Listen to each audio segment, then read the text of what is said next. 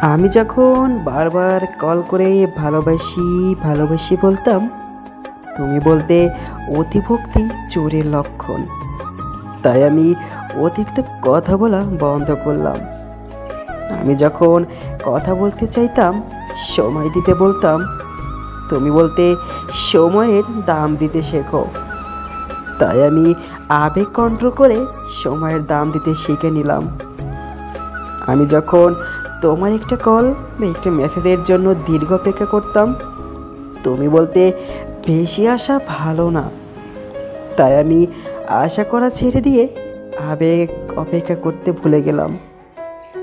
আমি যখন তোমায় নিয়ে খারাপ স্বপ্ন দেখি, সবার আগে ফোন করে তোমার খোঁজ নিতাম, তুমি ঠিক আছো কি না। তুমি বলতে পাগলামিটা একটু কমাও। নিজেকে তাই সুস্থ মস্তিষ্কের মানুষ হিসাবে গড়ে তুললাম।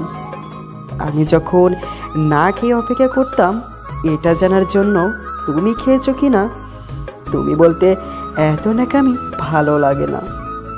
তাই আমি ন্যাকামি ছেড়ে দিয়ে নিজের মতোকে গুরুত্ব দিতে শিখলাম। এখন মন খারাপ করতাম তোমার অবহেলায়, তুমি বলতে এত দুর্বল কেন তুমি।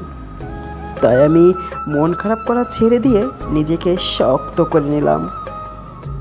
কিছুদিন পর যখন তুমি চলে যেতে চাইলে, আমি বললাম যেতে পারো, আটকাবো না। তখন তুমি বুঝতে পারলে আমি বাস্তবতা শিখে গেছি। হ্যাঁ, তুমি আমায় অনেক কিছুই শিখিয়েছ, এর জন্য ধন্যবাদ। তবে তুমি হয়তো জানো না, এই ন্যাকামিগুলোকেই একটা সুন্দর ভালোবাসার ইতিহাস গড়ে তোলে। তুমি হয়তো জানতে না, পাগল মানুষগুলোই মন থেকে ভালোবাসতে জানে।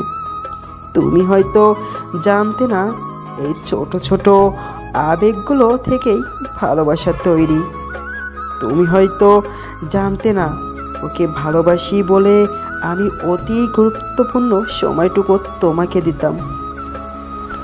আজ আমি একটা জিনিস তোমায় শিখালাম, অতিরিক্ত অভিমান নিয়ে যারা হারিয়ে যায় তারা কখনোই আর ফিরে আসে না।